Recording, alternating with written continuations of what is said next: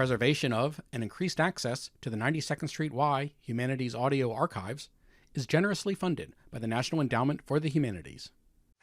Good evening, ladies and gentlemen. Welcome to the 92nd Street Y. My name is Levi Darby, and I serve as Associate Director of Education for Jewish Education at the 92nd Street Y.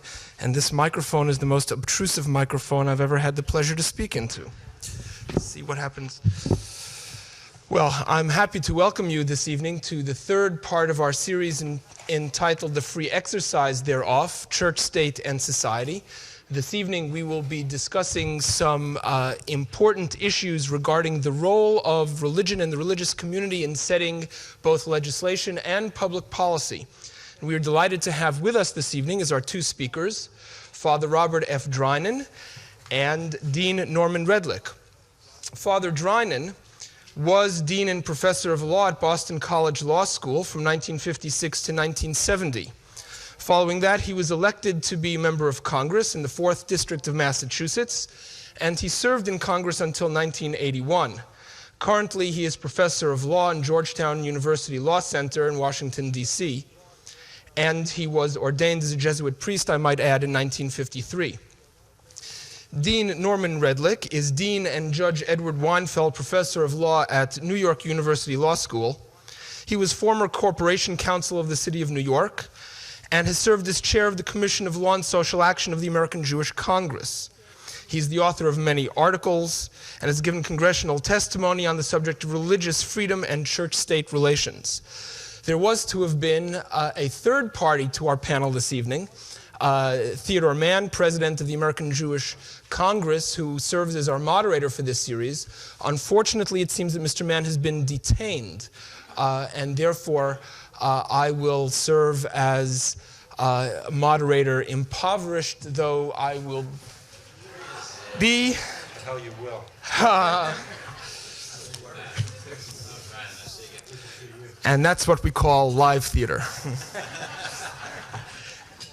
I am delighted to introduce Mr. Ted Mann, who serves as our moderator, who could not have arrived at a more propitious moment. To begin this evening, we will begin with Father Drinan and then hear from Dean Redlich, following which there will be a moderated conversation on stage, and then we will ask for your questions and comments. Ladies and gentlemen, please welcome Father Robert Drinan.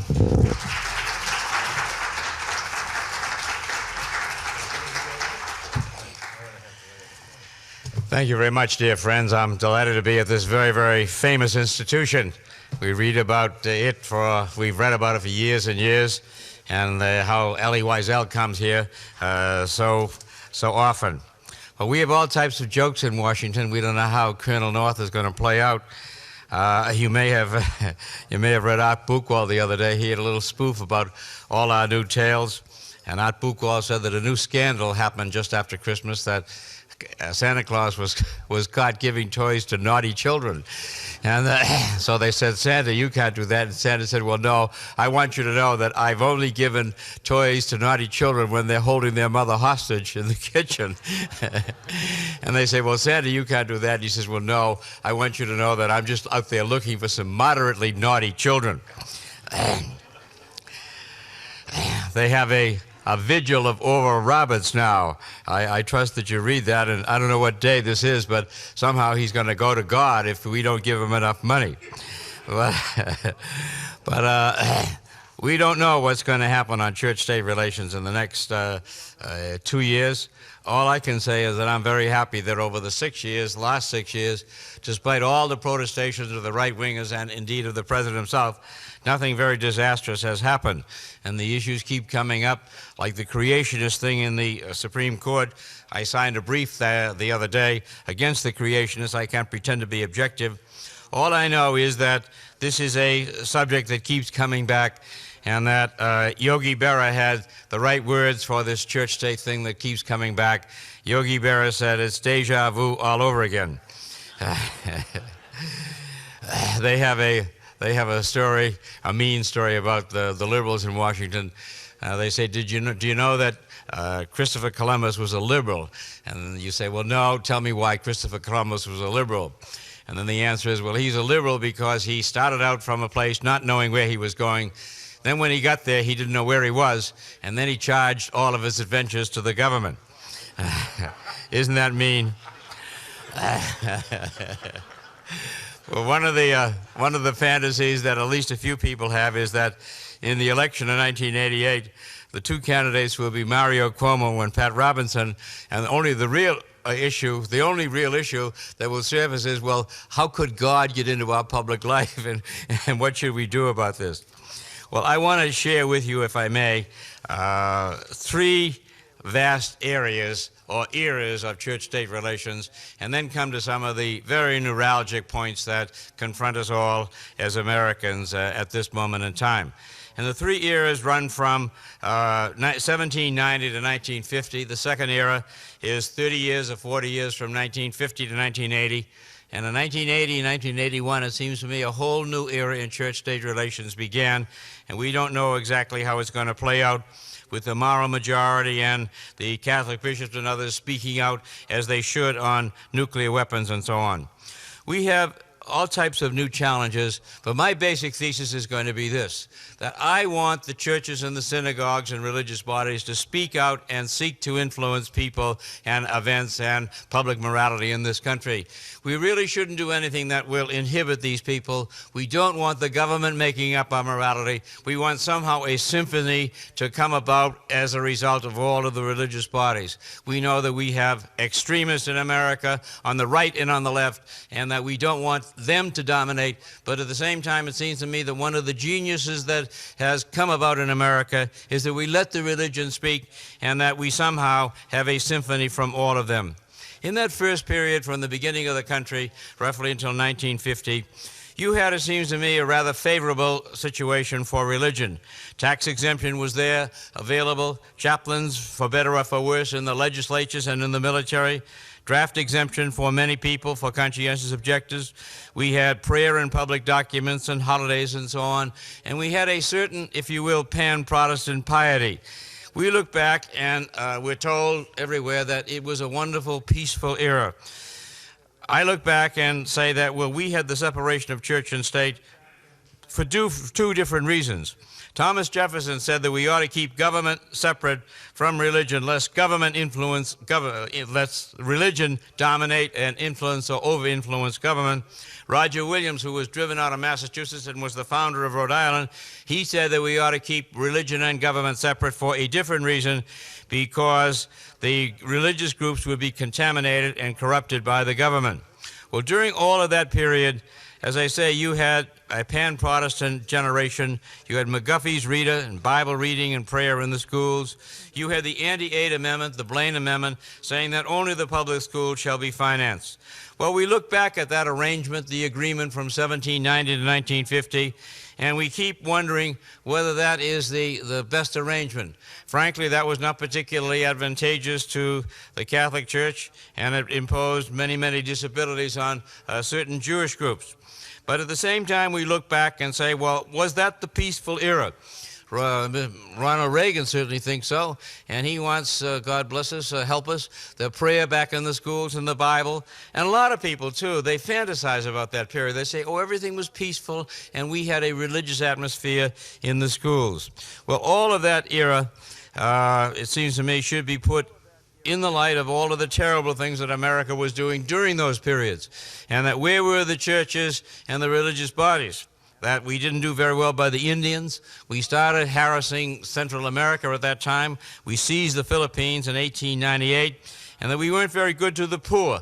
And I grew up in Massachusetts, where we had mill towns such as Lowell, Massachusetts, and I don't think, frankly, there was much public morality when we allowed the terrible, degrading poverty to come about for millions of people.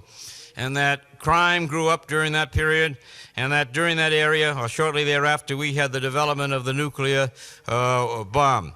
We did have one glory, it seems to me, of the religious movement during that period. They brought about the abolition of slavery. And I think that we can all be profoundly grateful to all religious groups in this country, because roughly in 1800, they said, we can't live with a constitution that allows slavery to exist. They fought, and they eventually had a triumph, it seems to me, for morality and for religion when we eliminated slavery. However, looking back at that period, I don't think that any of us can be very proud of the fact that the black churches grew up very, very separate from the white churches. And today, as someone has said, the most segregated hour in American life is 11 a.m. on Sunday.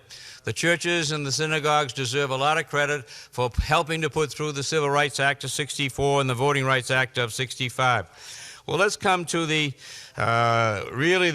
profound error that they made. The churches, particularly the Methodists, lobbied for the Volstead Act and eventually prevailed, getting the 18th Amendment through. And I think we'd have to concur that that was a big mistake. It was a self-inflicted wound, and that this small group imposed their particular idea of morality. And I think that the religious bodies lost a lot of credibility because they thundered and threatened and intimidated people, and they turned this moral issue for them into a religious issue, divided the nation into wets and dries. And I hope that the religious bodies have learned something. However, looking back once again, is there a peaceful symbiosis? Was there a happy separation?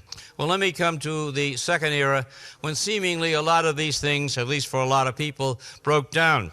And it began in 1947 with the Everson decision, when the Supreme Court 5-4 said that bus rides are allowable for children in parochial schools, but that's about as far as public aid can go. Probably that decision was correct. Not all Catholics would feel that, but that the Supreme Court has been very consistent over the last 40 years. And I think that they have echoed the fundamental separation that we adopt in this country.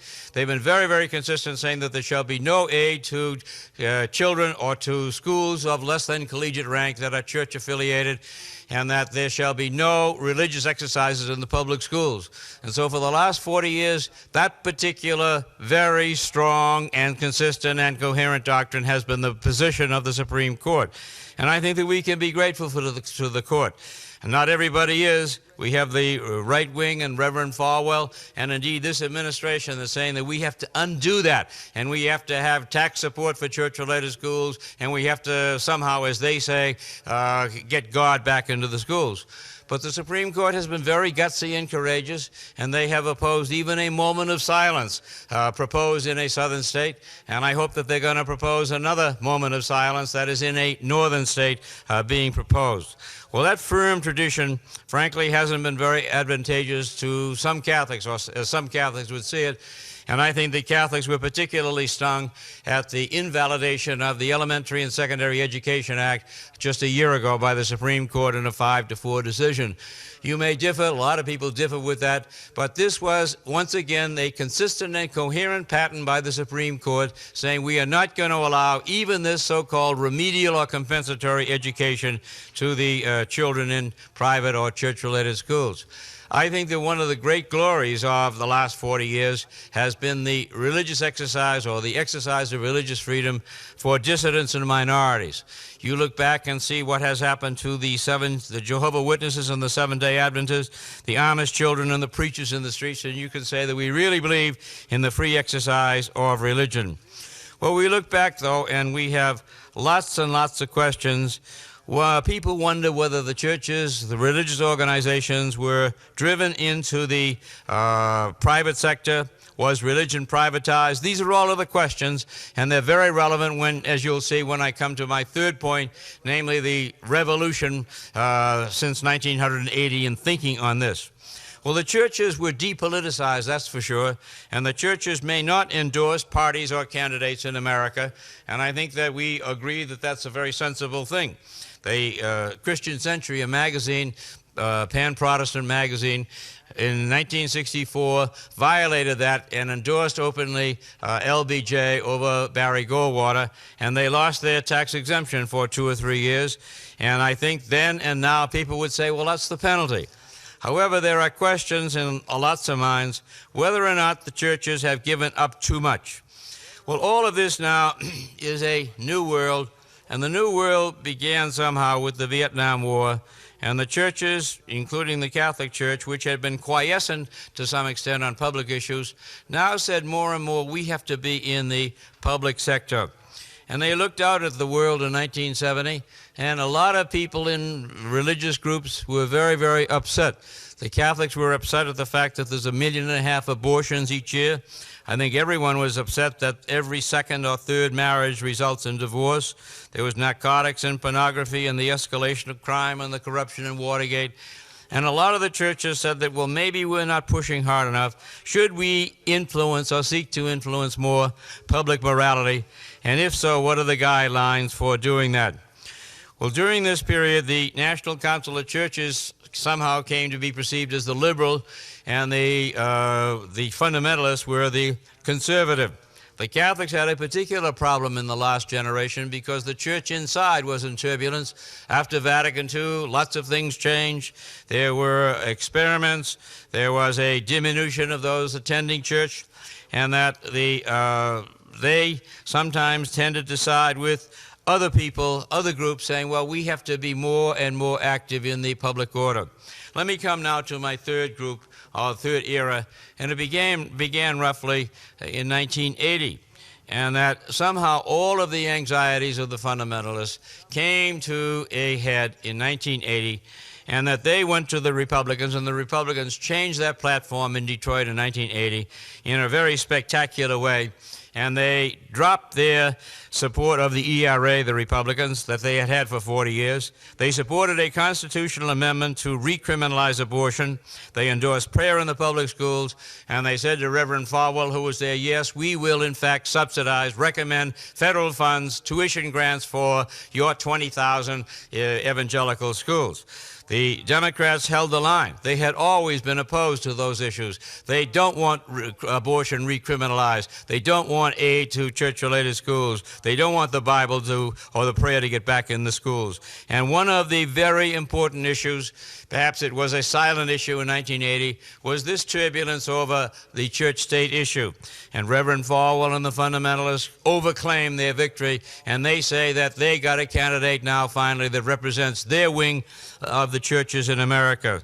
It certainly was a change in the politicization of this, and that a president for the first time in American history came to the White House saying, I am going to change the fundamental church-state policy in these 4 very, very important issues. He has not been able to do that, or has not been willing to do that, and that the evangelicals and the fundamentalists now are very, very disappointed that nothing has happened.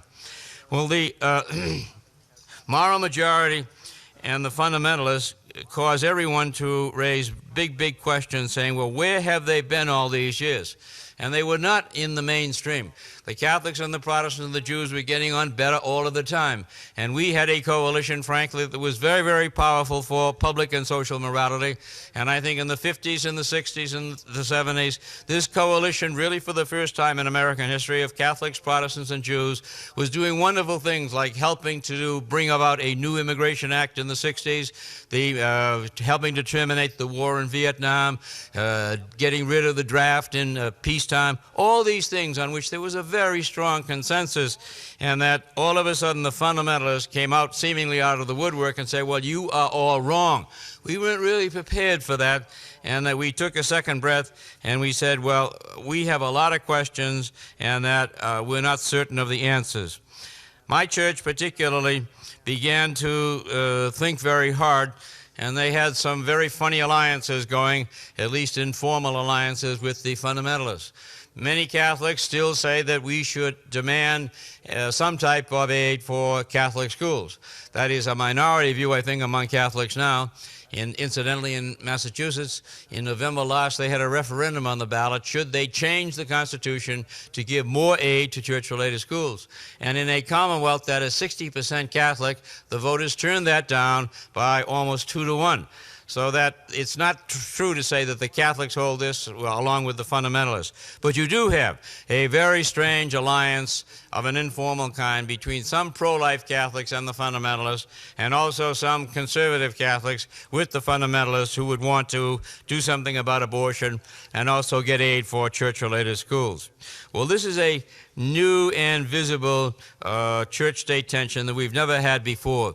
A year or two ago, 30 or 40 of us had a 3-day conference at the Kennedy School at Harvard all about this, and that we had the far right there and the far left, and we had some blacks, and that all we could say is that this is new, and that we have to study it, and that we have now a new lobby in the religious world, a lobby that is pro-life, pro-prayer, pro-private school, and, oddly enough, pro-big defense. And somehow all those things go together, at least with the fundamentalists. And I've debated Reverend Falwell on television many times, and I can't understand all of the premises that he has. He will say, take this for Sorites, he will say that we all know that the Soviet Union is the Antichrist, and we know that in God's providence the United States is supposed to take on and defeat the Antichrist. Therefore, it is appropriate to double the military budget. And you say, well, Reverend Falwell, hold just a bit. I mean, how do we analyze this type of reasoning? Well, the Catholics have complicated this whole thing because they now have a new self-possession and self-confidence in this country.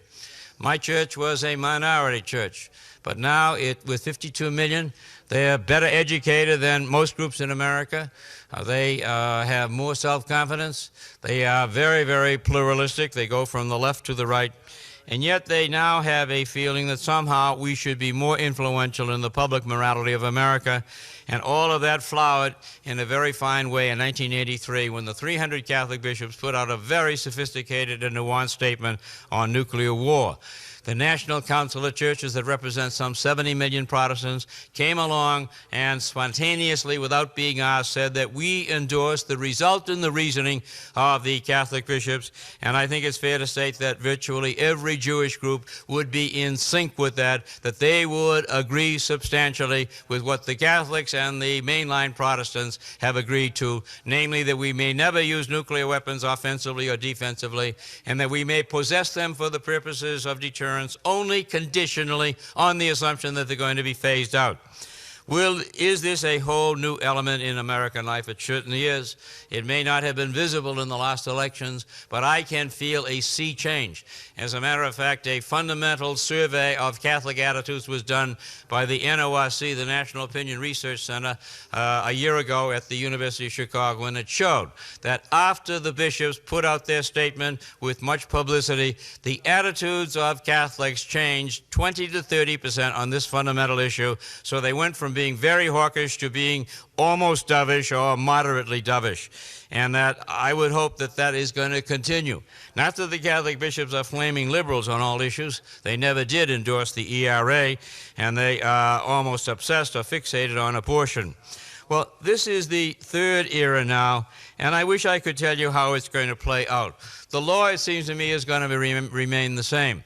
The Supreme Court continues to make mistakes. Last year, for example, they said that a rabbi who's a psychologist who works in the military couldn't wear his yarmulke while he was exercising his counseling facilities as a PhD in psychology, a 5-4 decision that's just absolutely dumb and outrageous. And the Supreme Court has not given very much guidance or leadership on the question of the Christmas creche, and they're just dead wrong in the Rhode Island case. I don't think that those are the big issues. I think the issues are what are the religious groups in America going to do about the basic public morality that we should be helping to form in America.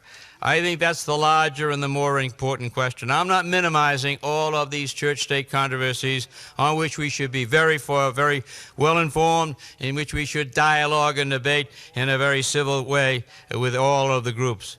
But I look at America now, and I look at the world, and I say that what is going to happen in the next generation or so on? And I yearn for people of all religious persuasions to join with those that are not formally affiliated and to have another abolition movement, the abolition of nuclear weapons. I don't think anyone is very proud tonight of the situation in America, where we have 30,000 nuclear weapons threatening extinction to the other side, where we've had virtually no arms control for the last 6 years. And it seems to me that the religious organizations in America should say it is our mandate and our genius to say we are going to influence the public morality of America. We've always done that on slavery and civil rights in Vietnam and on the Volstead Act, where some churches helped to reverse that. And that we should say there's nothing wrong with churches and synagogues being active. In fact, it would be wrong not to be active. However, we have to be very, very careful. We can't be self-righteous. We can't dominate others with our ideas. But I look down the line 50 or 100 years from now, I don't know what America is going to be. I fear, for the most part, that we may have done something terrible. We may have used the bomb and wiped out 100 million Soviet citizens. I hope that somehow, a century from now, people will be looking back and said that somehow in the 1980s there was a great religious awakening, and that religious people of all kinds in America came to their senses and they changed the basic fundamental policy of America. Religious people, Christians and Jews in America, have a very, very powerful and influential lobby, if you will, and that we've worked before. We've had differences, but it seems to me that the differences do not outweigh the major alliances that bring us together. There's only 14 years to that year 2000, and what is going to happen in the country and in the world? I think that we ought to have a world view. There are now roughly 5 billion people. There's going to be almost 6.5 billion people 14 years from now. That means that roughly 80 million people, brothers and sisters, are coming into this world every single year for whom there is no planning. And the population may go to 7 or 8 billion, and that the hunger will continue. Right now, every sixth, every seventh human being is chronically malnourished. Millions of children die, and they need not die. And it seems to me that those are the problems about which we should be in anguish. We're rightfully concerned with the right-wingers. And I like to think that after 6 years that we have tamed them or civilized them a little bit. I was pleased that somewhat recently Reverend Falwell said this in Miami, and that this was to 1,000 conservative rabbis. He said, quote, "I have been preaching the Christianization of America. I realize now that I was mistaken. We are wrong and we are sorry. We are not a Christian nation. We don't want a state church. This is a pluralistic society. Schools should be neutral." Well, it's a nice statement. I don't know whether he has been consistent with that since that time. All I can say, my dear friends, is that a consensus was laid not merely in the first era that I mentioned, but in the second era, from 1950 to 1980, and that we believe in the fundamental separation of church and state, and that we substantially agree with most of the decisions saying that there shall be no sectarian practices in the public schools, and there shall be no real substantial aid to children or to schools that are operated by religious organizations. And yet we look at the country and at the world and say that we still have many, many things to try to do together. Let me try to sum up with some general principles. It's obvious, it seems to me, that the churches should not endorse candidates. Maybe the black church is an exception, that they do it and no one is faulting them for it, and they feel that if a black person in their community wants to run, that somehow he is running almost as their surrogate. But that the religious group should speak out. At the same time, I think we all have a deep resentment of politicians using religious groups for their own purposes. And to be very candid, I think that the White House over the last 6 years has sought and cultivated Catholic support. The President met with the Pope in Alaska, and I read just today that the Pope is meeting with Ronald Reagan once again in Rome in a month or two, and that the Reagan administration pushed through an ambassador to the Holy See, and that they are utilizing the pro-life movement, and that it seems to me that I don't like it. I think it's wrong, it's almost un-American, and that I resent, frankly, Catholic leaders if they allow themselves almost to be manipulated. At the same time, I want politicians to say that we need churches speaking out. We need the moral witness that they give. I think that the churches, if they succumb to one issue voting, are doing something that is very unpatriotic, really, and immoral. And the Catholic bishops have made every single effort that they can to say Catholics should not vote on one issue. 2 or 3 years ago, they put out a very sophisticated statement. Here are some 14 issues on which Catholics should be involved and concerned. Pro-life is only one of them. And that they said people should not vote on one issue. They should take the person, the candidate, and all of the issues and make their best judgment. There were at least 3 bishops during the last presidential campaign that violated that and in essence said publicly that Catholics should vote for the pro-life candidate. And it is very interesting that 2 weeks after the election, the Catholic bishops were meeting in their routine meeting that they have every year in Washington in late November, and they went out of their way, without naming those 3 or 4 bishops, to say that the guidelines of the American hierarchy is that we urge people to vote and vote conscientiously on all of these 14 and other moral issues, and that the 3 bishops, or the bishops who spoke out and violated those principles, are not in line with what the Catholic bishops or with the hierarchy is speaking. The whole thing should be done, it seems to me, with civility. We shouldn't be shouting at each other, as at least 2 or 3 bishops did during that election, and that we should never vote for or against another person because of his or her religious convictions. I happen to be on the national board of People for an American Way, and if you wanted to, this is a commercial, if you want to do something concrete, well, send another $25 to Norman Lear's organization.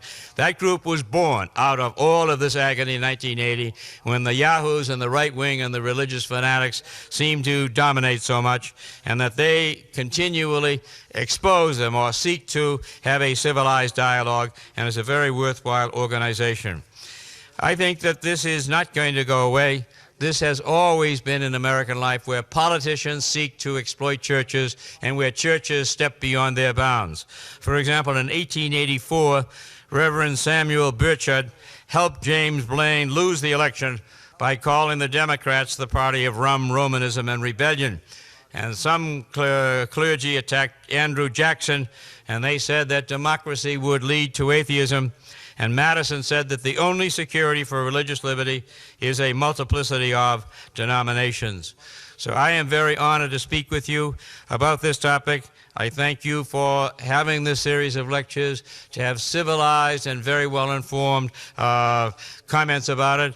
You are very fortunate to have the distinguished Dean of NYU Law School share his thoughts with you. Let me just close by saying that the greatest fault that we could commit is to be silent and just stay on the sidelines. You may say, well, I don't want to be out there in this shouting match. All right, maybe, but you have a civilized voice and you should raise it. And Elie Wiesel reminds us continuously of the sin of silence. And he has said more than once that we become the accomplices of the executioners if, in fact, we are silent. And you know the famous statement of Edmund Burke 200 years ago, that evil grows because good people do nothing. Let me close with a statement from Abraham Lincoln, a profoundly religious man. It may be the most religious president we've ever had, and that he was tempted to demonize the South and to sanctify the cause of the Union. And he, more than any other individual, had reason to say, well, God is on our side, and we have to fight those other people because God wants us to win. Here is the calm thing and the beautiful thing that he said, a statement with which I close. Abraham Lincoln said, quote, "In the present Civil War, it is quite possible that God's purpose is something different from the purpose of either party." Thank you very much.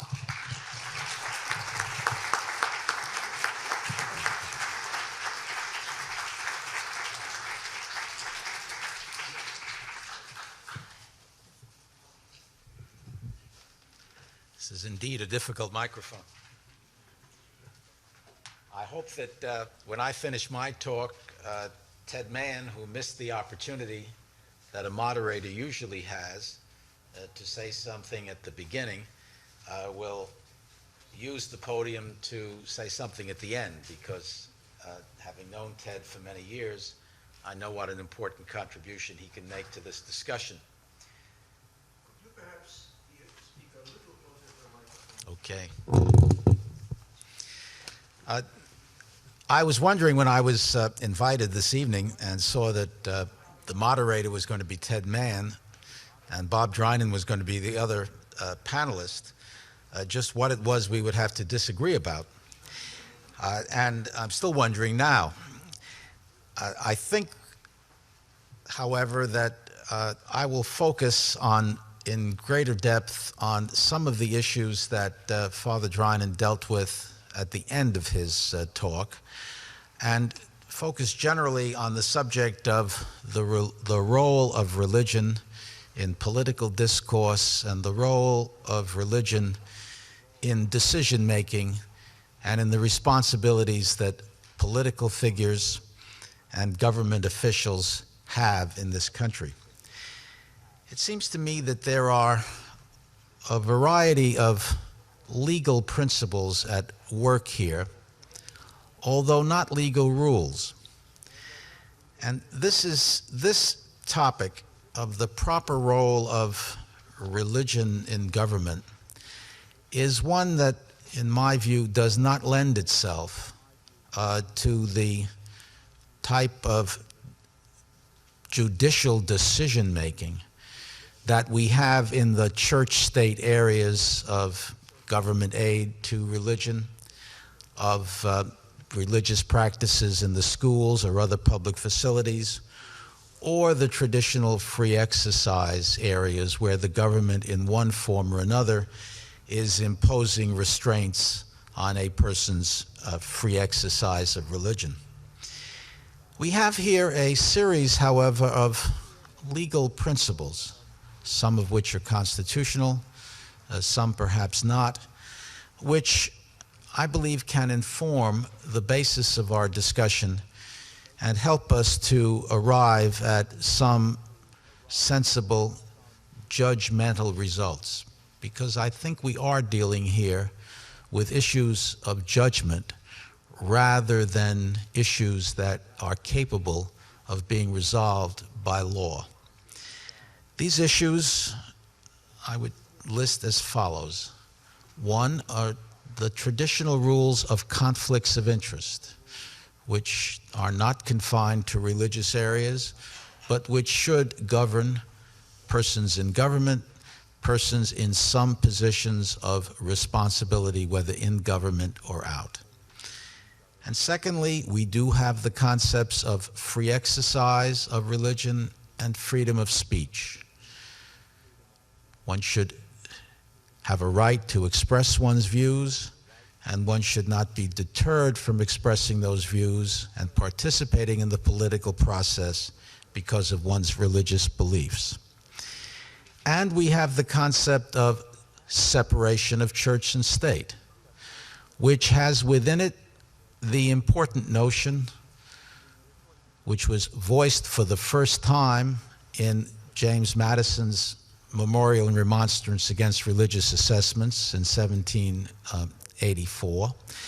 We had for the first the concept of avoiding political divisiveness based on religious lines. That has been a legal concept that has informed the interpretation of the First Amendment, and I think that it helps us in trying to define the proper role of religion in government today. And finally, the concept written into the Constitution also that there must not be any religious test for public office. And as we work through some of these issues tonight, I think you will see that all of these values, while they do not tell us in a legal sense of how one can decide these questions in terms of a court decision, I think do provide us with some type of important value structure within which we could try to formulate together the proper role of religion in government. First is the obvious one, and Father Drinan has said it, and I will need not dwell on it, and that is that religious values do have an important place in public discourse. Contrary to the title of the book written by Richard Newhouse, this is not a naked public square. Religious values, there is not a naked public square in the sense that the religious values have been driven from public life. To the extent that they do not exist in public life, it is not because the Supreme Court or any other court has driven them from public life. There is no Supreme Court decision that in any way inhibits someone from relying on religious values, values that are derived from religion, in forming public judgments. There should not be any prohibition against any reference to the religious base that persons might take as they assume public positions. And religious leaders should be free to participate in public discourse. They have a constitutional right to do so. Any attempt to limit them would be obviously unconstitutional. When we refer to the value that there should be no religious test for public office, of course that means the obvious thing that it meant in the Constitution. One cannot be barred from public office because of a religious belief. Indeed, the Constitution permits an atheist to be President of the United States because the oath of office says that the president can either swear or affirm. And I believe one president of the United States did indeed affirm rather than swear.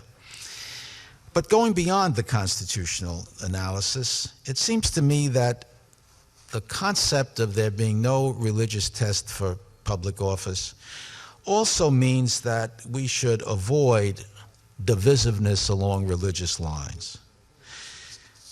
We should not have sectarian political parties, parties that have a base entirely in a sectarian belief, whose members are drawn almost exclusively from a particular church, or whose political platform is really a sectarian platform. Persons ought not to be judged in terms of their religious faith.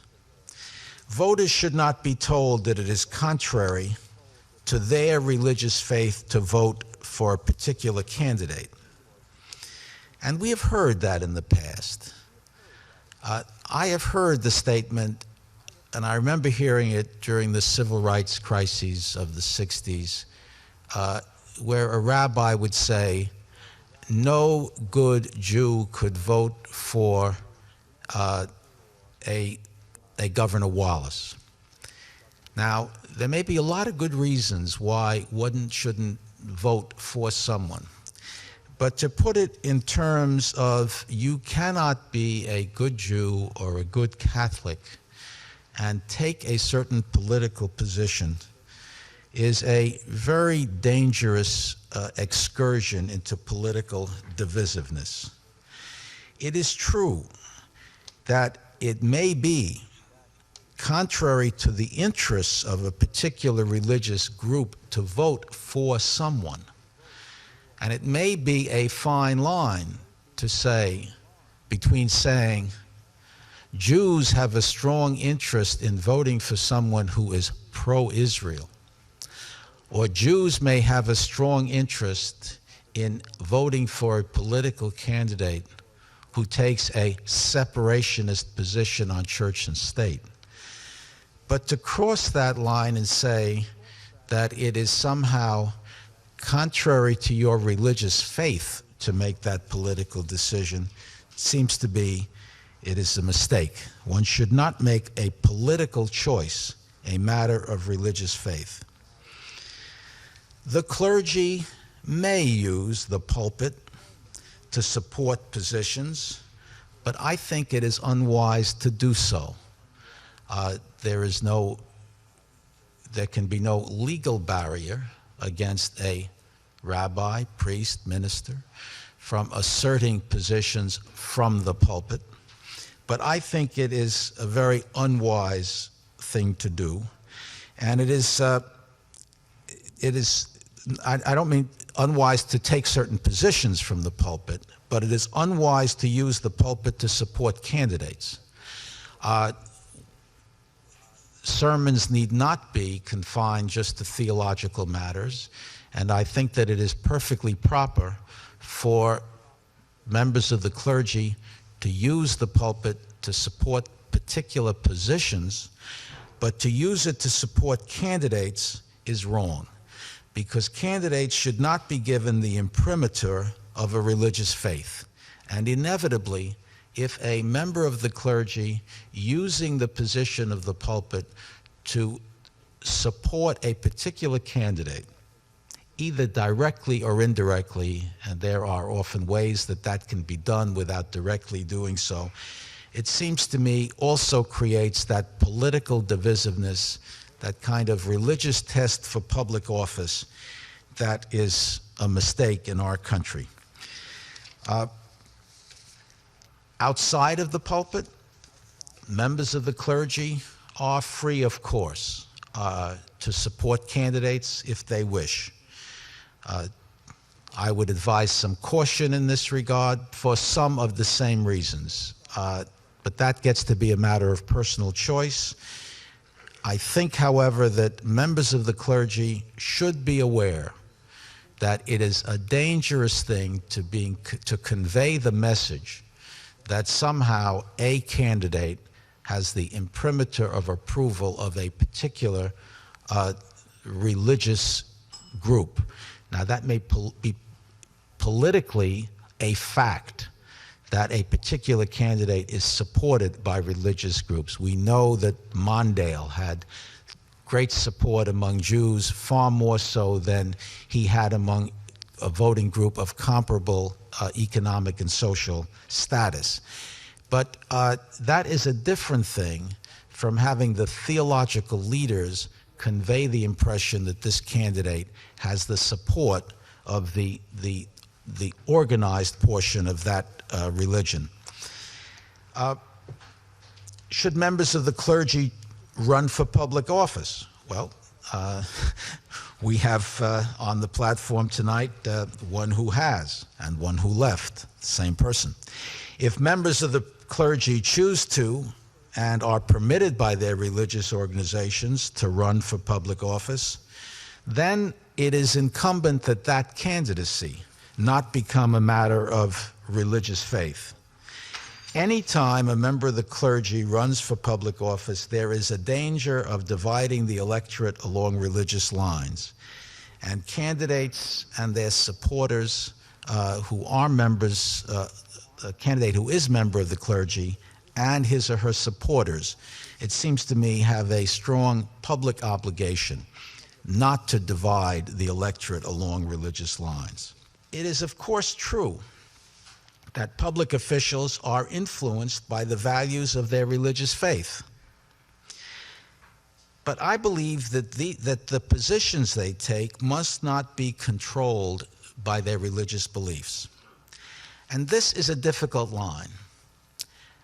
How does one deal with the fact that you can be strongly influenced by your religious faith, but still not be controlled by it? It is a difficult line to draw, and let me try to help by examples.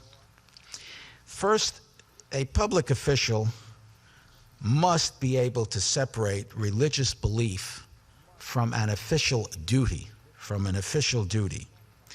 And this derives from the standard rule of conflict of interest.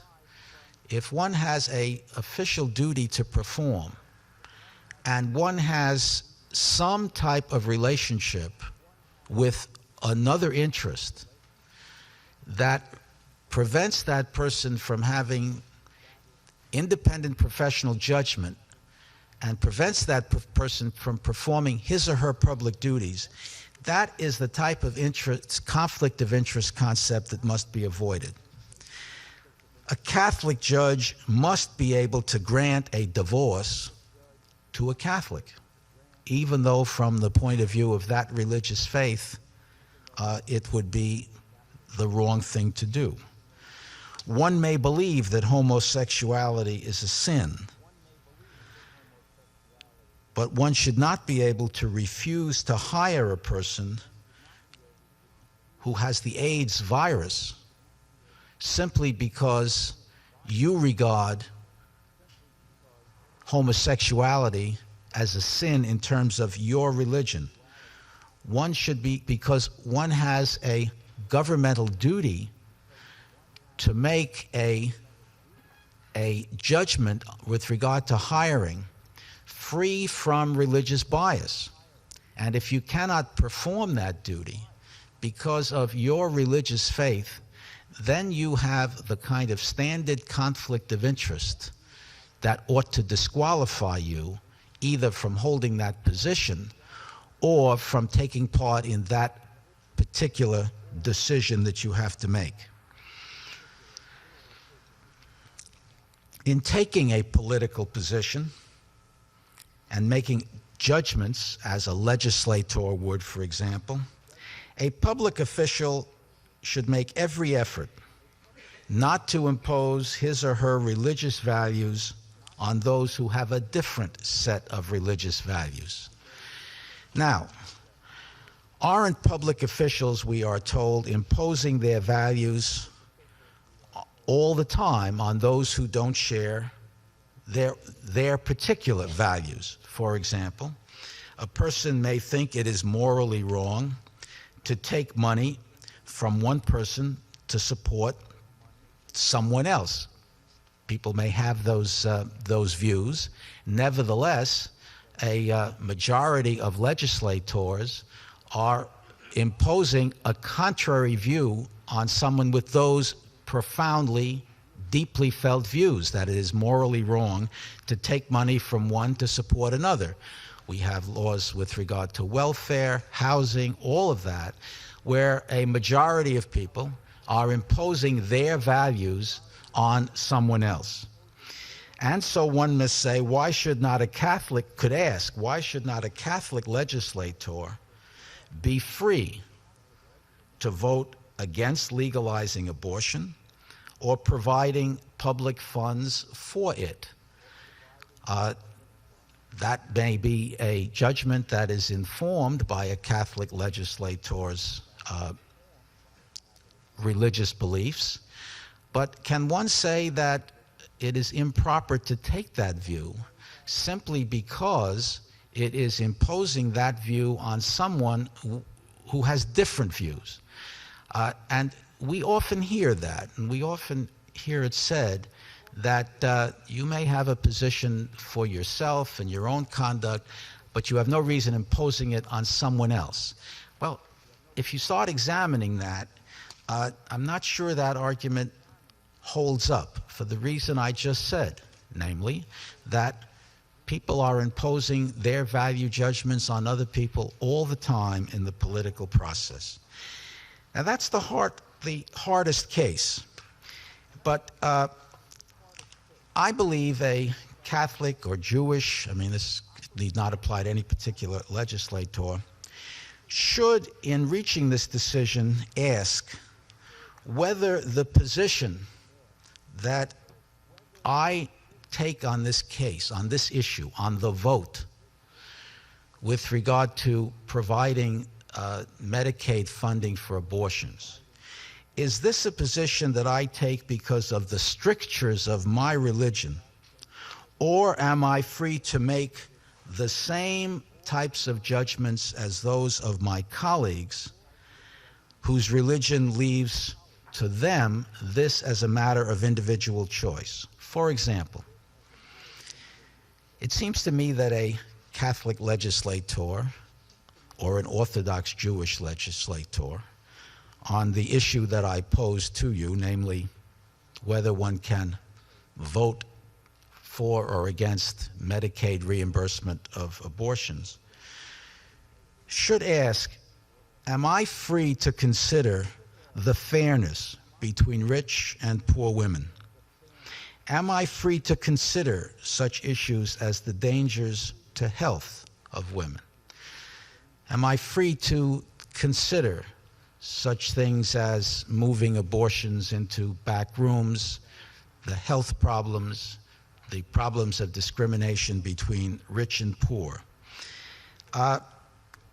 If a person, because of religious belief, really is not able to look at those issues as a matter of religious belief and is casting a vote solely controlled by the religious doctrine, the religious precept of the particular church, then I think we are crossing the line between what is the proper role of religious influence in government and the improper role. A decision can and should be influenced by your own religious value judgments. There is no way that can avoid it.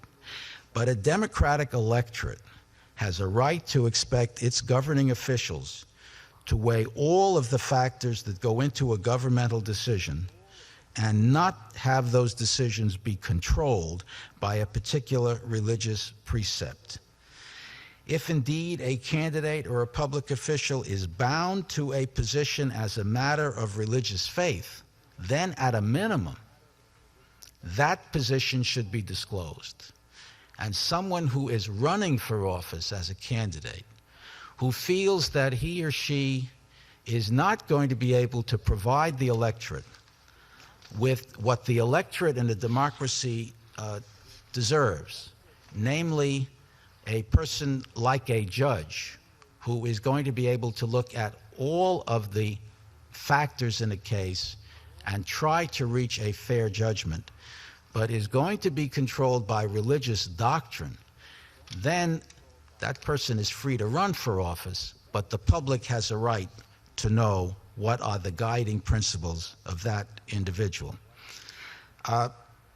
In voting on a bill, for example, to legalize prostitution, one must be free to go beyond the point of saying, my religion teaches me that prostitution is a sin. The public is entitled to a decision based in that case on all of the issues presented. On the issue of whether a Jewish army officer may be allowed to wear a yarmulke, an Orthodox Jewish judge has to be free to examine the legal issues and not be controlled by his or her religious beliefs on the particular issue involved. In essence, we are governed by principles of public judgment and public ethics that come down to some of the same precepts that Father Drinan mentioned. Religion must not conflict with official duties. People in government should be able to make independent political judgments, not controlled by one's religious beliefs, even though those beliefs are part of the value system of the person making the decision. And the avoidance of political divisiveness along religious lines remains one of the concepts underlying the Establishment Clause of the First Amendment, and a concept that should inform the proper relationship between religion and government. The concept of avoiding political divisiveness on religious lines has to be an important element in guiding the political and governmental processes of a country that has made separation of church and state a guiding principle of its political life for 200 years. Thank you very much.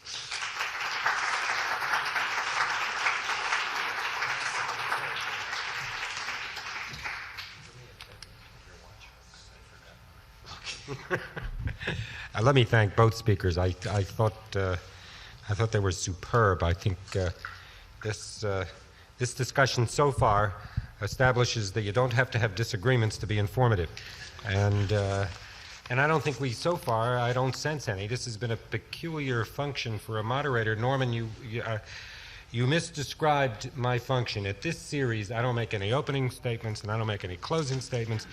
I'm supposed to ask a few questions and get a conversation going between the two speakers and a conversation going with the audience. So I could have been 20 minutes later. Wouldn't have made any difference, except I would not have heard Bob Drinan's excellent remarks. And tonight, I must tell you, is a big improvement, notwithstanding the fact that there do not seem to be major disagreements between the two speakers. It's a big improvement over our first session 2 weeks ago, where one of the speakers couldn't show up because of the bad weather, and there was one speaker and a moderator who agreed entirely with each other, and it was very difficult to do anything at all. But I think we're going to do well this evening, and I suspect that there are going to be a great many questions. Let me try to start it off first with a comment. I was really fascinated by the discussion of the three bishops who were single-issue bishops, so to speak. I hadn't been aware of the situation, and I had not been aware of the response by the other bishops in November. And what struck me about it is the parallel that's all happening at the same time, because precisely the same thing has been happening in the Jewish community, with great disputes over the development of single-issue pacts within the Jewish community as well as within the general community. But in terms of the Jewish community, the feeling of so many of us that it's okay to have a single-issue pact that requires of a representative or a candidate for the Senate that he be supportive of Israel, but that cannot be the single litmus test. There must be the other 14. In our case, maybe it's not 14, but I suspect that there's similar ones. That must also be taken into account, and that the Jewish community cannot find itself supporting the most reactionary candidates in the country, as on several occasions PACs contributed to such candidates simply on the grounds that they are supportive of Israel. I think that's an interesting parallel development in two parts of the electorate over the last couple of years. Let me pose just this issue. Bob Drinan talked about public morality, religion as a force in the public debate, especially when religions act in combination, act together as a force on issues such as the abolition of nuclear weapons, the abolition of poverty, and et cetera, et cetera. Okay, but how can one be critical of the moral majority, for example, for what it advocates in the public forum, its own views? They happen to be different from the ones you're describing. They happen to be hateful to some of us, and one can disagree with them on the merits, as one might disagree with any other citizen on an issue. But how can one be critical of the moral majority for getting into the public forum and bringing its political message, its religious message to the general public at election time? And it is not a single religious force. The moral majority really describes a number of religious groupings, including on some issues the Catholic Church, or at least on one issue. So how can one be critical of them? Well, I think that the difficulty with the moral majority and some of the fundamentalists is they say that it is divinely revealed by God, and that we know as Christians that we have to double the defense budget and we have to do thus and so. They say that they have a revelation from God that others do not share. So they're not saying this is my best political judgment. They're saying it's divinely revealed and we read it here in the Bible. And that, from my point of view, I think from the viewpoint of any Christian or Jew, they'd say, well, that's an abuse of the Bible to think that you can find political solutions even if you conceive the Bible to be divinely revealed. Well, could I comment? I'm not so sure about that. No, I'm not either. Go ahead, Norman. Well, I think Dr. King referred to the Bible on many an occasion, and political leaders have been making reference to religious texts in support of political positions for a long time. I have a different problem with the moral majority. It is, at least the perception I have, that they view their opponents as people who are immoral, people who are sinful. When one says, if you say that, the phrase, let's get religion back into the schools, is a kind of phrase that ought not to be in the political discourse. Everybody knows there's been nobody drove religion out of the schools in the sense that Reagan talks about it. You know, I've often jested, and you've heard it from others, that as long as there are math tests, children will always pray. Prayer has You're the dean. It's the organized prayer that is not in the schools, and it's that part of the moral majority's position that says that not that we are referring to religious texts, but we're the only ones, and that people who disagree with us are not only disagreeing on a substantive position, that they somehow are of a excluded religious class, a group that is sinful, a group that lacks our vision of morality in religious terms. That, I think, is the subtle difference. I think, Dean, that we're really saying the same thing, that he castigates those that disagree with him as liberals or secular humanists or atheists who are undermining the republic, so that he does impugn the patriotism and the integrity of the opponents. Also, the single issue differential, because I think we can agree that by and large the moral majority engages in single issue politics as a matter of course, and one can distinguish it that way. Well, the Christian Voice rates all of the members of Congress on a number of issues, and the Christian Voice gave me a 0. And they gave a right-wing Republican who was subsequently indicted and went to jail 100. So. Well, single issue, there are some women's groups who will rate people in terms of their stand on ERA. Others who may on abortion. There will be Jewish groups that will have a single issue in terms of Israel. Now, I think all of those things are politically a wrong thing to do. I think the different element about the moral majority is to take the single issue and convert it into a religious test. Not in a legal sense, but in a political sense. Well, the Right to Life movement is pretty good at that, too. Yeah. And that they, out in Iowa and everywhere, they helped to defeat candidates on this one issue. And it was very, very interesting and encouraging that in Massachusetts last year in November, the hierarchy quite literally had him put another referendum on the ballot, namely that Medicaid abortion should be forbidden. And the Supreme Court of Massachusetts interpreted the Massachusetts Constitution to say that Medicaid abortions have to be allowed. And the 4 Catholic bishops and the Catholic press said a lot of ballyhoo, et cetera, in the media. And a Commonwealth, as I said before, 60% Catholic, turned down their proposition almost 2 to 1. That's very interesting.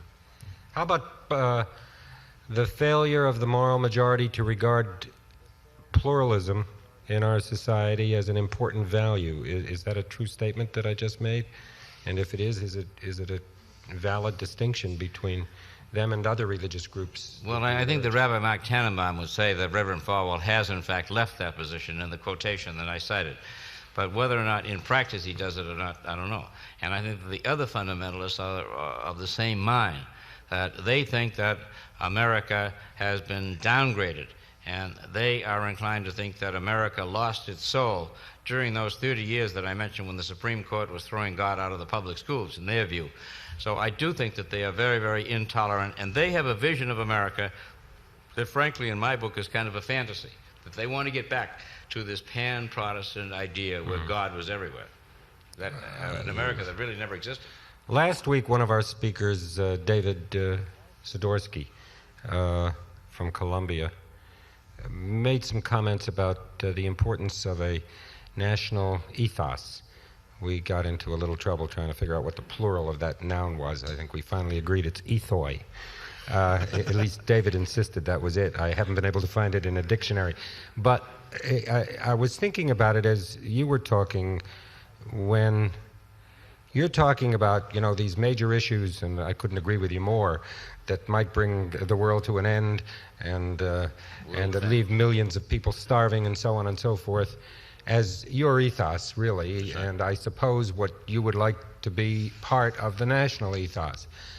But others, including Mr. Sidorsky, felt that that's not really the way people are. They need more practical things like religious symbols or things of that sort that they can fasten onto not such grand concepts as the ethos that they want to identify their patriotism with. Do you see any problems with that? Well, I think there's always been a streak of idealism in the American people. We put through Public Law 480 years ago. That's Food for Peace. We had the Peace Corps, and we give billions, or we used to give billions in foreign aid. Now, I think that we do have some feeling that we're only 5% of humanity, probably 4% soon, and that we have a moral obligation somehow, a manifest destiny. But at the same time, that runs parallel with this very, very pragmatic thing. Let those people fend for themselves, and that we just want to feed every American. But I do think that idealism and unselfishness is a part of the mystique of America. I'd like to see the gentleman with the beard.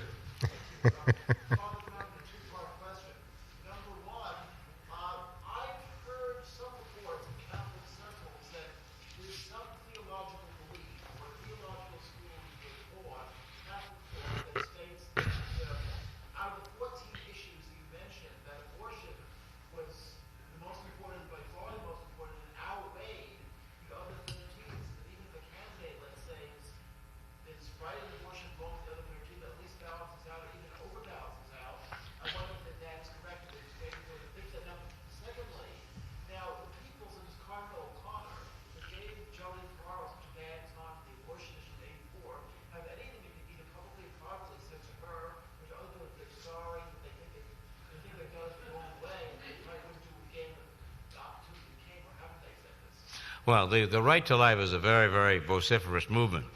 Cardinal Bernardine has described what he calls the sanctity of life, the seamless web, the seamless garment, and he said that Catholics are opposed to the taking of life, whether it's by abortion or the death penalty or by nuclear warfare. And he tries to say that all Catholics should be central and strong in this. And to him, these are the three major issues out of the 14.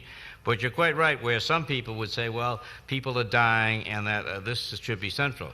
But I don't think that they see that in context. And why are people having abortions? Because they're desperate. They don't have counseling and food and that type of thing. So I think that all of these things go together as the seamless garment. However, the right to life movement here and in some other places is strong, at least it's vociferous. And that they're single-minded people. And they have not been in politics many times before. And that I always, whenever I talk with them, I always find out what they think about other things. And they're very scared of what is happening in America.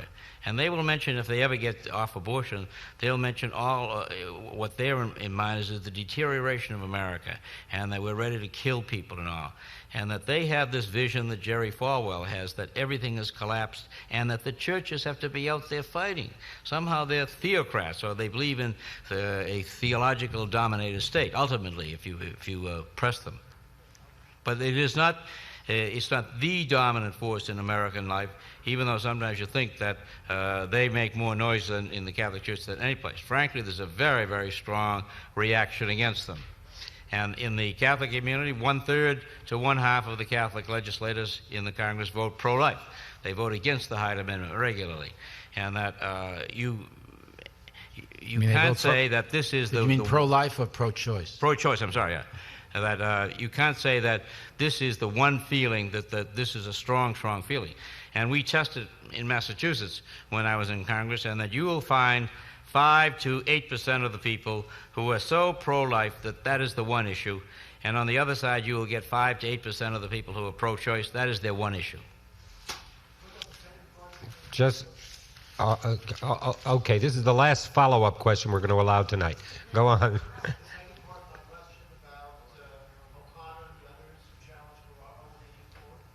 Well, that has just passed into history, and we hope it doesn't recur.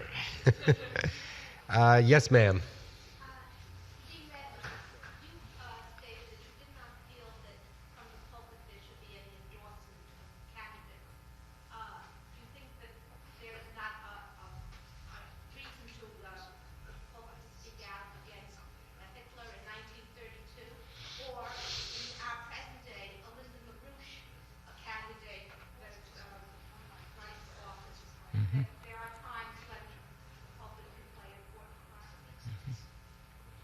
Tough, isn't it?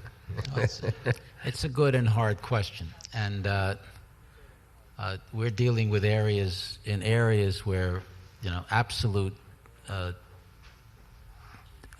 positions are difficult to take. The Hitler example always is a difficult one, and the LaRouche one is a difficult one too. I think I said, and I meant to say, that this ought to be a kind of guiding principle. I think that ministers had a great many ways, religious leaders, a great many ways to speak out against LaRouche, other than in the course of sermons. And I guess I still feel the Hitler example is one that I can't quarrel with you on. At the state of what was going on in Germany at the time, most any forum would have been an appropriate forum. But I would still stick by the principle that I articulated, that it is not a wise thing to do, because it tends to place the imprimatur of a particular religion behind a candidate, and tends to get religion involved in partisan politics in a way that we ought to avoid. But I think the thrust of your question is a good one. There will be examples to any exceptions to any such principle. I think that the clergy in Germany had a duty to speak out, and they didn't. Somebody from this side. Yes, sir. Both of you gentlemen indicated what should be true, the ideal situation. But in practice, this is not true. How does one go about really opposing these terrible groups that are promoting all kinds of feelings like earlier? How does one go about it? What does organized society, what does the good portion of society do? Well, does anybody want to answer that, or am I left with that one myself? Did you hear the question? Why don't you try that? Yeah. Well, I think you were the one who quoted. I can't remember now who it was, that those kind of people will take over if the good people in the society aren't just as vigorous. And really, I think what Bob Drinan was saying was that there's evidence in recent years that what we would call up here, and people in this audience, the good forces in society, are beginning to get more vigorous and are beginning to work together more on the really major issues in the society. But if we sit back and stay home and just twiddle our thumbs or anguish in private, I'm not worried about LaRouche. You can never tell, but I don't think that's a practical problem. But there are plenty of other more popular evils that take over if the good people don't speak out and work. And I think they are speaking out and working. Yes, and I think if indeed Reverend Falwell has changed his position, one reason he changed it was that it turned out that it was not politically productive to pursue that position. I know I did a great deal of speaking, often on behalf of American Jewish Congress and at the invitation of Jewish congregations around the country in 1984, and it was clear to me that Jewish groups were more concerned about Jerry Falwell than they were about the Reverend Jackson. And the election returns showed it. And I think that once religious leaders get into politics, they act like all politicians. They read the election returns. I don't mean to be parochial, but I'm sitting here with Dean Redlich, who's the chairman of the Fund for Religious Liberty of the American Jewish Congress, and I never would dream of coming to a Y audience and mentioning it, except that you mentioned your membership in People for the American Way and solicited a $25 contribution from everybody. Should you decide to do that, and I hope you all do. Was that illegal? Don't forget, no, but just don't forget the Fund for Religious Liberty of the American Jewish Congress. We'll give you yes, more. Sir. Yeah.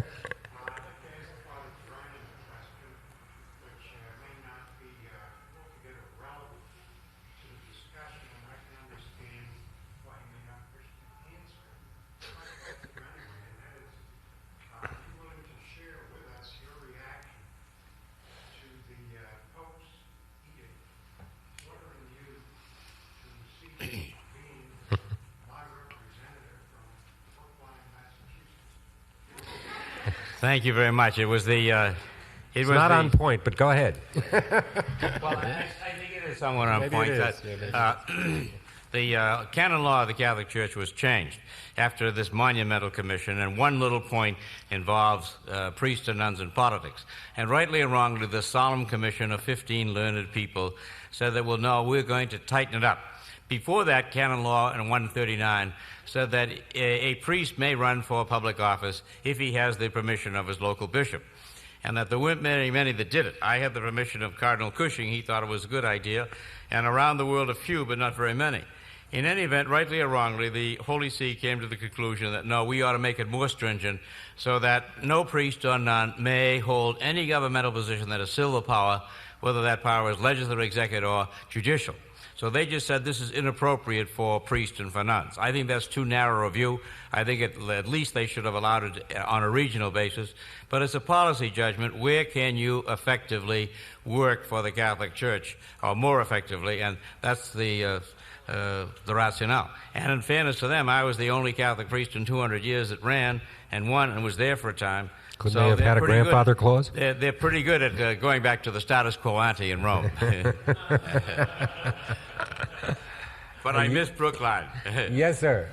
Steve Redlich, do you agree with Drinan on the issue that black ministers ought to be accorded the exception of taking a political stance, but black candidates would be a surrogate for blacks? Could you restate it? Because as you said it, I think I didn't believe. No, I don't agree think with it. When we had this conference at Harvard, there were 3 or 4 black ministers there, and they say we've been doing this ever since slavery, and that in the slaves they would nominate the person that was going to represent them in whatever union they had. And this is a custom that if somebody from the black community says, well, I'm going to run for alderman, he comes before them and sort of gets their permission, and they bless him. And that it's a de facto situation different from us. And the ministers do this, and they don't see anything wrong with it. They just think that they're helping their community. And at Harvard, we weren't about to denounce that and say, oh, that's in violation of the church and state. We couldn't find anything, frankly, in the Constitution or in the law that says this is forbidden. It's their custom, and this is the way of having solidarity. Jesse Jackson goes there and probably violates federal law when they take up a collection right in the church for Jesse Jackson. And I think the FCC would have some quarrel. But all I meant is that it's a separate case. I'll answer it now. It's clearly nothing. I don't think it's a violation of the legal concept of separation of church and state, but I think it's a wrong practice.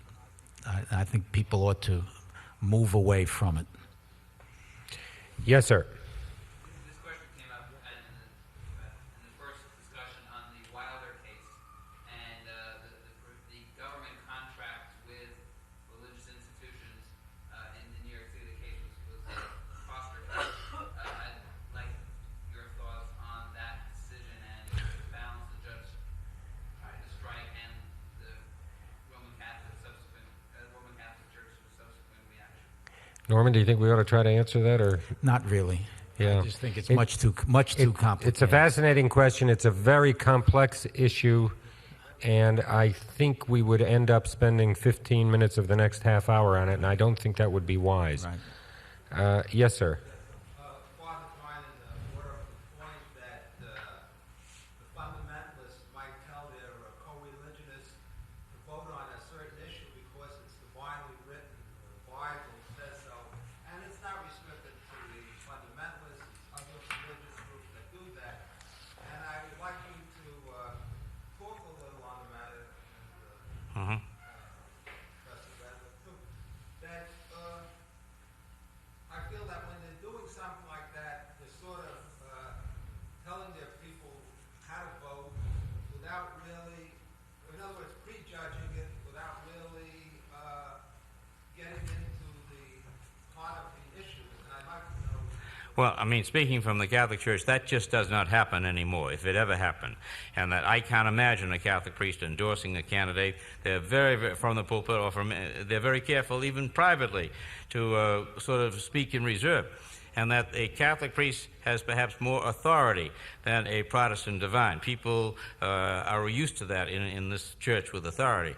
And I think they're very careful about that. And I don't know of a single bishop in any election that has ever endorsed a candidate publicly, which I think is very salutary. And I think the Protestant divines generally follow that idea.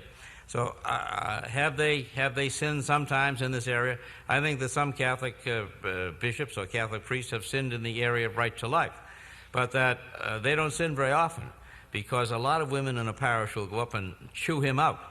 And that I know a case where it happened where one of my relatives, when this man in essence said that you should vote for so-and-so, she went right into the sacristy and chewed him out. She said, I'm going to vote for the other guy, and I'm going to give him money now because you are endorsing. And that people don't like that. This is a political question on which Catholics are divided, and it's not black and white. And I think that you lose the authority of the church, and that it's an abuse of authority. But she can't get her bishop fired the way Jews can get their rabbi fired if they mess around. No, that's true. Norman, do you have a response to the question at all? Jews should not be urging support of Israel because God promised it. That people may think that, and they have a right in terms of their own religious belief to believe that. That's fine, but to say that if you are not supporting Israel, you are somehow an irreligious person because you're departing from what the Old Testament says, that is crossing the line. One can take positions on the laws of adultery. One can point out that the Ten Commandments say something about that. But to say that one ought to take a position because of that because this is a religious precept and that should govern the decision because it says so there, that is crossing the line, and I think we have to avoid it. Crossing the line, I think, of civil discourse. That's crossing the line of civil discourse. It's not illegal, but it's crossing. I'm going to allow you a follow-up, too.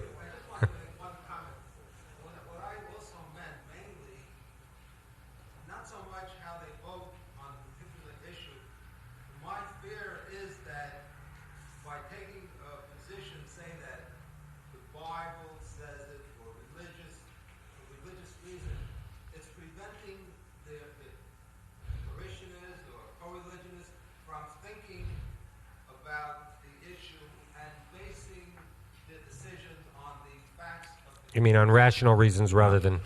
And also we should remember the churches are pretty good at using civil law for their own purposes. Mm-hmm. And let me give you a case that's coming up in the United States Supreme Court. The Mormons, a couple of years ago, fired a man who was a janitor because he wasn't paying the tithe. And they dug up a federal statute that says that churches are exempt from the particular civil rights law. This was put through by Sam Ervin, and that they took advantage of this, and they said this man has been here for 19 years, and that we discovered that he doesn't go to church anymore, and they know, of course, that he doesn't pay the tithe, and they fired him along with 3 others.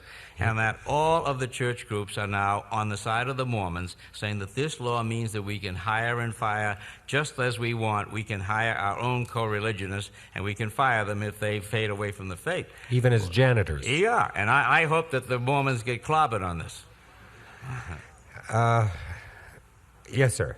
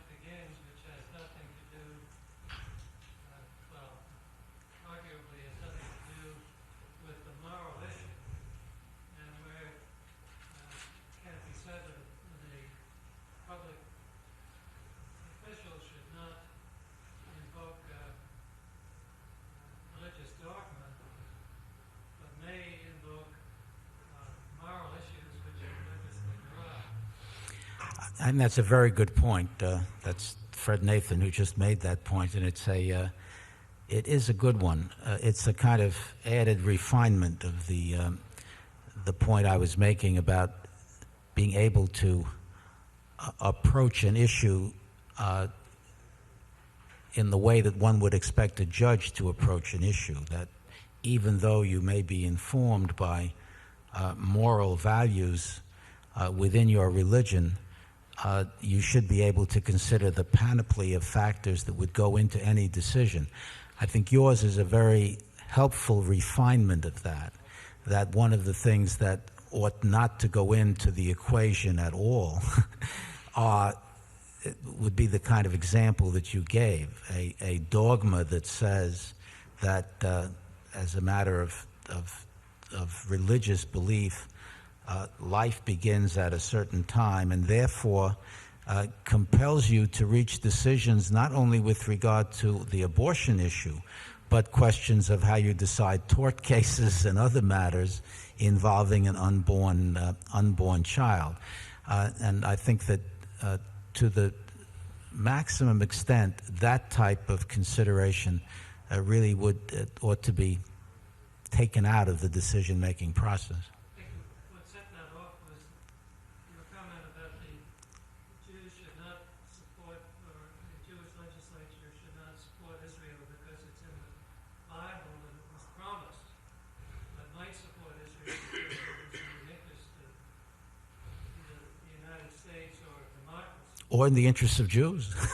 I mean, there's nothing wrong with doing that. It's a question of basing it on the revealed religious wisdom. Yes, sir.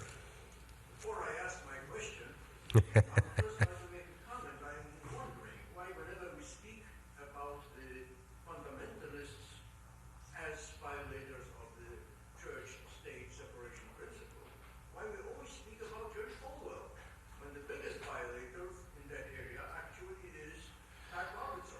So as a matter of fact, not only may be running for the presidency on the religious principles, but in fact has even a personal, direct telephone line from God, which he circumvented AT&T, in which God, according to his many repeated statements, tells him what was done wrong or what he should do the next day. However, that's not the question.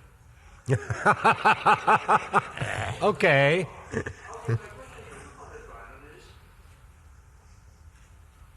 so many well-meaning ministers, rabbis, priests preach against war, preach against death in any form, such as abortion, killing, as they call it, or any other form of, let's say, euthanasia, even when it is necessary, or even of permitting people to die if they're curably ill and don't want to be sustained forcefully.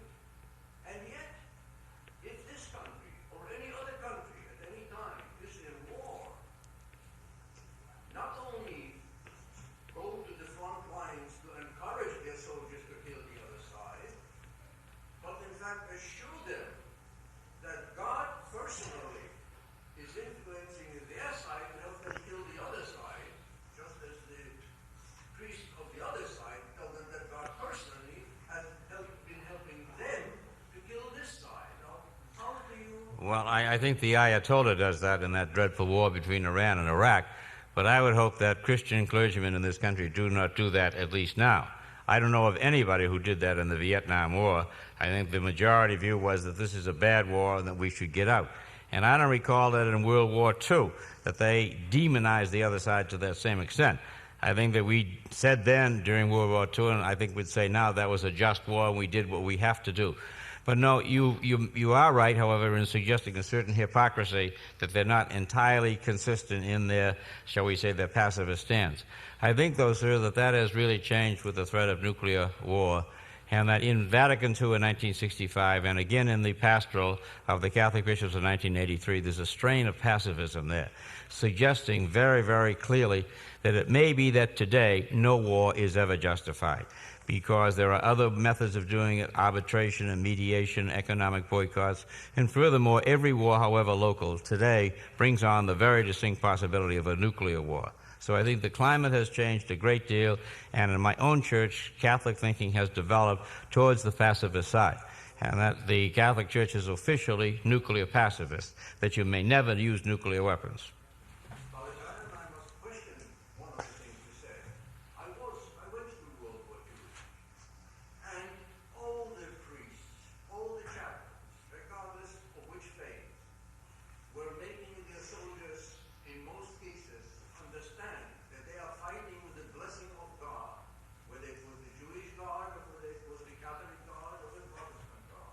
Well, from my point of view, they misspoke. They were blessed, and they were doing not peace. They were in the Russian army, the Soviet army. They were all always invoking God as being on their side and helping them to kill and destroy. Well, I would commend to them my statement in my talk that Abraham Lincoln made, that God's intentions are not clear to us, and it may be that his intentions are different from either side. From both sides. Yes, sir.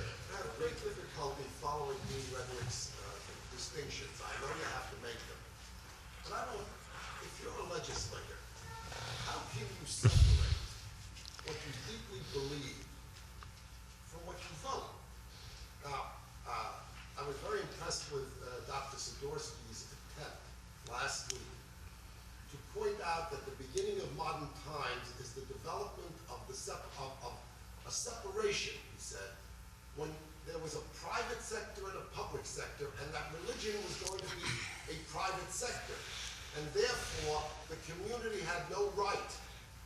Kant and Rousseau said they have no right to interfere in that private sector. And he said there was a great conflict between that and the democratic idea that the majority rules. But if I am voting, and I really pity Catholic legislators, when they have to vote on the issue of abortion, I thought Cuomo had the world's worst. And I would say that if I were a Jewish legislator who I happen not to believe that, but who really sincerely believes that God gave the West Bank, Samaria and Judea, is a God given to the Jewish people, I would have great difficulty in voting for anything which would in any way derogate that right. And to separate it really requires a liberal view.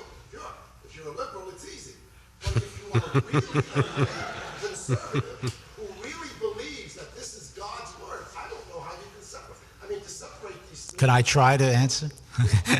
I think it's difficult, but I think it's something that in a variety of other contexts, we thoroughly expect people to do.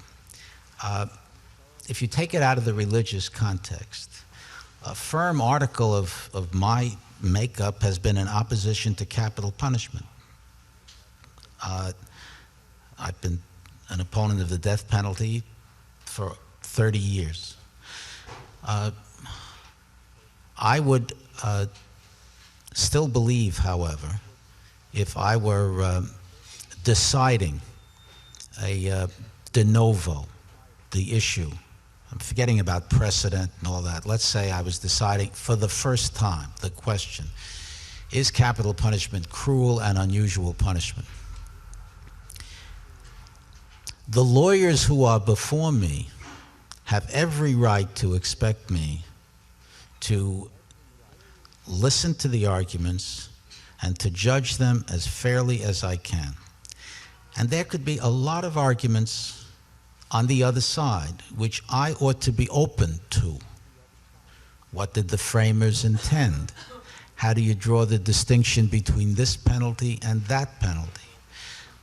Is this something that a court should decide or a legislature should decide? There are a whole range of issues but that's that easier. I have to have an open mind to. Now, why do I have to have the open? Because I think that if I'm put in that position, that is what is expected of me. Now, you take a legislator, and it gets I'm moving to that. What I said in my remarks was that if a person is running for a legislative position and is and it's going to deal with questions involving Israel.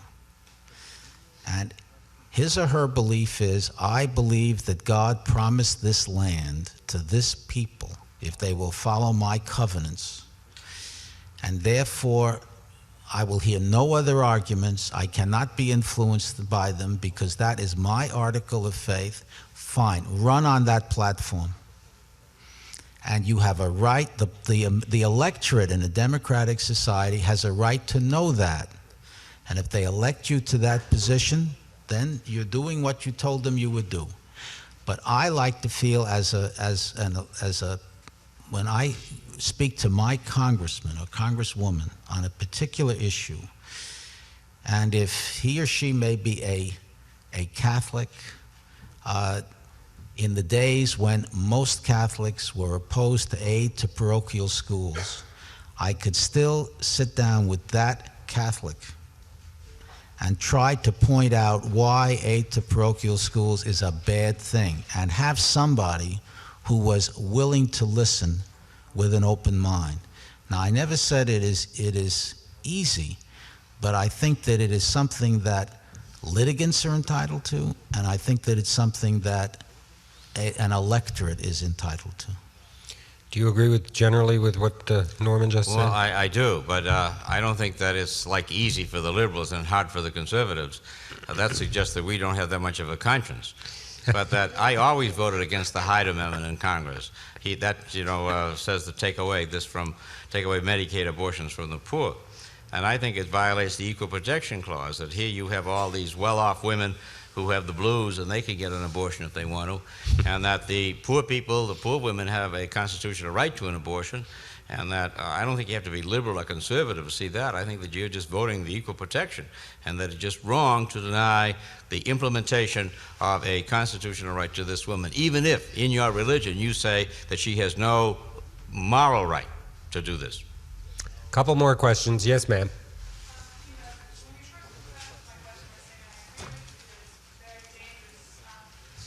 Keep your voice up, would you? It's very dangerous to promote certain political candidates from the pulpit. Yet I guess I see a problem with the discussions of black ministers, because I think that some of the issues that they are covering could prevent what on a grander scale became the Holocaust. In other words, this type of racism.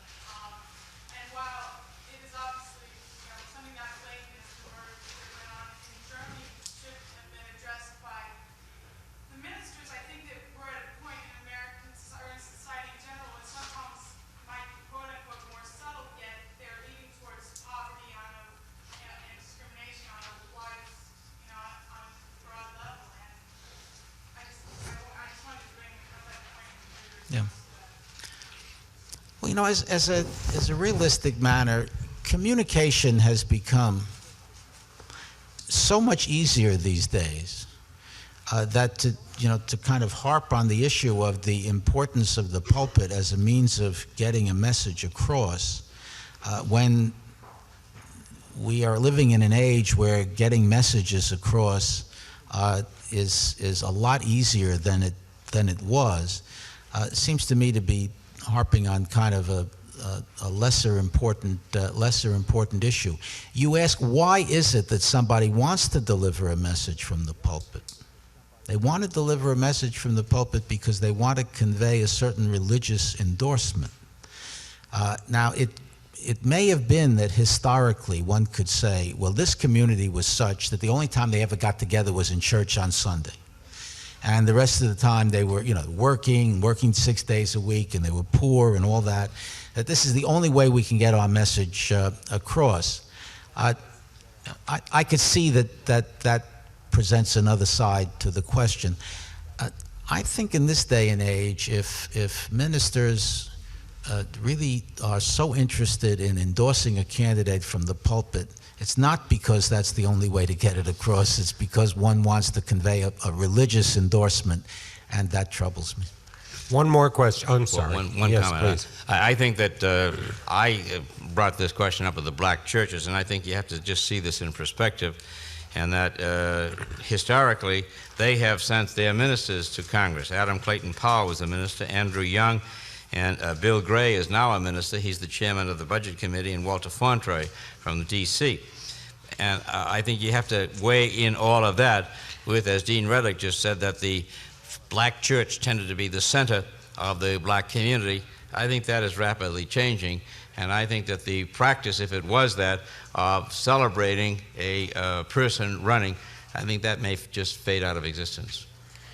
Last question.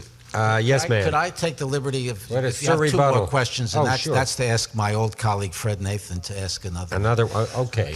We were together in the Corporation Counsel's office many years Do you have any favorites in the audience, Bob? The man from Brookline, he's entitled to another one. Well, wait a minute. Wait a minute. Are you the husband of the blonde woman next to you? Because she raised her hand. Did she vote for me too?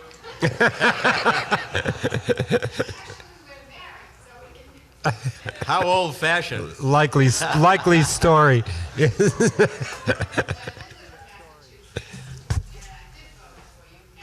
How many times?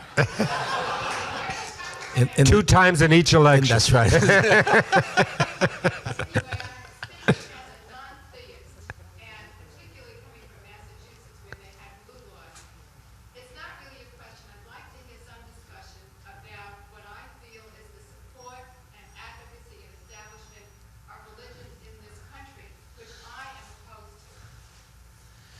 I confess to not having grasped the question. Can you try me one more time? You're speaking as a non-theist. Okay.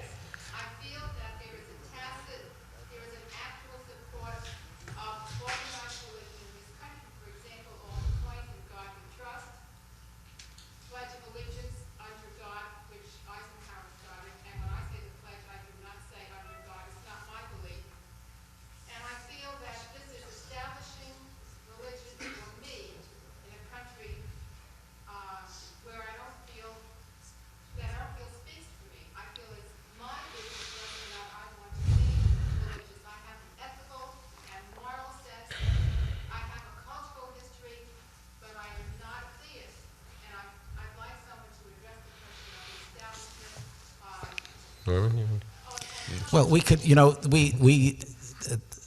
we could spend 2 hours here tonight Yes. on discussing that issue. I would just say that I think I agree with Father Drinan that the Supreme Court has done a pretty good job in dealing with that issue from a legal sense. The "In God We Trust" is a problem that the Supreme Court is not going to deal with. Justice Brennan used the phrase "a secular deism" to describe that practice. I would only my comment to you would be that sure, there are decisions that we all may disagree with, that people who are not theists have a lot to be disturbed about. However, there is no country on the face of this earth that has managed to secure religious liberty and religious harmony and religious pluralism to the extent that this country has, and protected by that have been also those who are non-believers as well, and that not every issue has been resolved the way you would like it or the way I would like it, should not make us any the less thankful for the constitutional system under which we live, and should make us continuously vigorous about maintaining that system and seeing that this wall of separation remains. And there are tremendous pressures in the other direction. And one more election of someone who believes the way Ronald Reagan does, with a religious test for many judicial appointments, and the wall will crumble. It may not give you great comfort, but I think it is a fact that the Supreme Court has made clear that the separation principle is not satisfied simply because the law does not discriminate between religions but aids all religion. government is to be neutral, not only between and among religions, but between religion and non-religion. I say it may not make you comfortable because that's not the way it works out in the social context, and I understand that. Nobody's ever challenged in God We Trust on Our Coins, to my knowledge, nor do I recommend it because I think it would be lost, but nobody's ever challenged it. Even Madeline Murray didn't challenge it, I think. Norman's friend. Last question. I'm troubled by the notion that the legislator is treated differently under what you describe as the conflict of interest rules, and that he can make disclosure of where he's coming from, and then is free to make his decision based on religious dogma. Make his disclosure before being elected. Yeah. Yes. Right. I don't know any legislators who've done that, and also the legislators don't know at the time of the election what issues will come up for a decision. And it seems to me that the legislative process is really more similar to the judicial process, in that there are rules of the game, and that the legislators are supposed to decide in the best interest of their constituency, whatever they may be. And if their constituency is some esoteric idea of religious dogma, it fails. And I just wonder whether there's any constitutional help out of that bill. I don't think so. I think the public has to have the maximum freedom to choose who they want as their legislators. And if somebody is a racist and manages to get enough votes, so be it. And if someone says, I'm going to vote my religious beliefs, so be it. I do think, as a matter of what ought to guide legislators, if in fact an issue comes up that was not an issue at the time, I think a responsible legislator, if I were writing a legislator's conflict of interest rules, I would say that you really have to make every effort, if you possibly can, to put your religious dogma aside. That may not always be possible, but there's no way, or perhaps not vote. Perhaps legislators are very free to disqualify themselves on a particular vote. Say, as a matter of religious principle, I can't vote on this issue. I want to thank Father Drinan and Dean Redlich for what I think has been a wonderful conversation. And I want to thank all of you for coming, some of you for coming again and again, and see you next week. Thanks for listening. For more information on the 92nd Street Y, New York, and all of our programs, please visit us at 92ny.org.